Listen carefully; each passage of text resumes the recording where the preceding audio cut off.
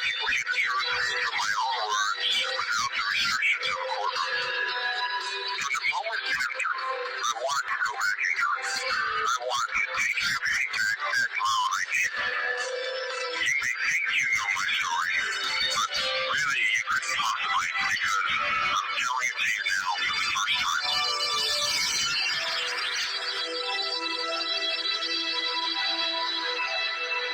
Not many Hollywood murder mysteries ever took a more dramatic turn than police are describing in a couple of savage Beverly Hills killings. The victims were a man and his wife. He helped finance such movie hits as Rambo, First Blood, Part 2, and Red Heat. I've been in this business for over 33 years, and I've heard of very few murders that were more savage than this one was. Beverly Hills, it's the jewel of Los Angeles. It's where the rich and the famous live. Violent things don't happen in Beverly Hills. They just don't. I remember that the Menendez case was a real shock. Two good-looking young men, what looked like a happy couple, living the lavish lifestyle in what appears to be a happy home. When the officers arrived at the scene, they were told by the sons, Eric and Lyle, break in. The bodies of the victims had numerous gunshot blasts to them. To have a gruesome, stunning double murder in the middle of Beverly Hills was in itself something that would draw attention. And then you find out that the husband was an entertainment executive. Once it's an entertainment person, you know the story is going to go ballistic. Jose and Kitty have been shotgunned to death. What? He's the only one I've ever met that I would say, well, gee, what a surprise. It's not a surprise. What made this intriguing was the fact that the sons were not suspected. Money, wealth, Princeton, everything America can offer. Today at approximately 1:20 p.m., Beverly Hills police detectives arrested Joseph Lyle Menendez, 22. In Los Angeles, two brothers have pleaded innocent. I had no options. First, the Menendez brothers. That's what we were afraid. The Menendez brothers. I thought they were going to kill us. They put on the airs of being this great, happy, together family. And it was all a facade. These weren't druggies and thugs. They were just good kids that did whatever their parents told them to. There is no issue as to who killed Jose and Mary Louise Menendez. Why they were killed is what the focus of all of our evidence will be on. They would put me on my knees, and I would have oral sex with them. You telling Laura what? My dad had been molested me. I thought the testimony was compelling. Just as watching Laurence Olivier act is very compelling as well. We view the abuse excuse as a defense. In the media, that's all you would hear, is that these two rich boys killed parents for money. The people who think that did not sit through the same trial that I did. The Menendez trial was a classic human drama, soap opera-ish, but it had everything. Parents, children, success, pedophilia. It was an American drama. Welcome to FindLaw.com. We are here to simplify legal topics for you. Accidents can be overwhelming. If you've been injured, use our attorney directory to find the right lawyer for you. Find support, find answers, find a lawyer.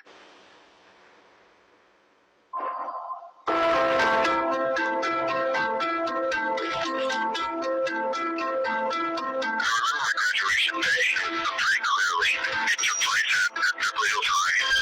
My mom was there, my dad was there. I was really glad to see my brother. My brother spent most of his time on the East Coast, so I was really glad whenever he was out in California, and I was able to spend some time with him. After graduating, I was really excited. It was one step closer going off to college. He'll be away.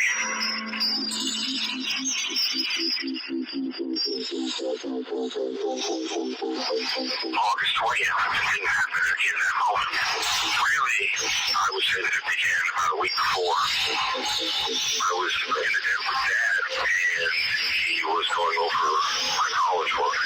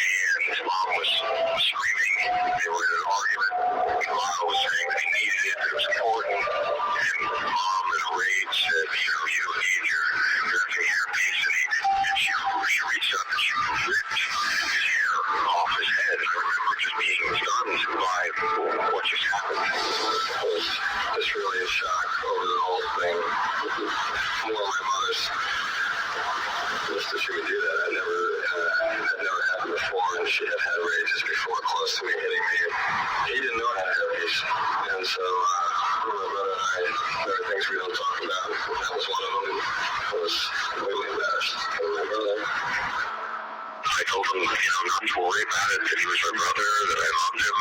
Basically saying, I don't judge you. The conversation changed. I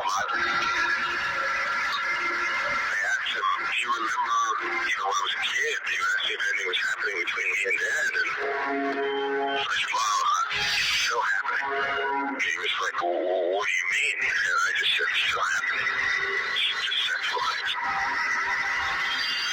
He got suddenly really upset, saying, okay, that happened, did I enjoy it, why didn't I tell anyone, why didn't I stop it?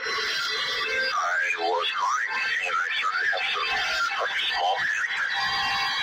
The smile got nicer. He asked me, it's alright, who else knows? I said, nobody knows. He asked if Mom knows. I said, no, and he said, no, I think she does. I think Mom knows. He said, not to worry about it. That it would never happen again. I just told him that, Dad's not going to be happy that I'm telling you. But it was my only hope. The emotion that I felt that night on Thursday night was of such scariness, of such fear. The conversation that Lyle had with Dad, it wasn't good. Dad had put a cigarette in Lyle and told Dad that he knows what has been going on and that it has to stop. And Dad basically told him, stay out of it. Don't throw your life away. Dad told him, you're going to go back to Princeton, Eric's going to go to UCLA, but plans, and we're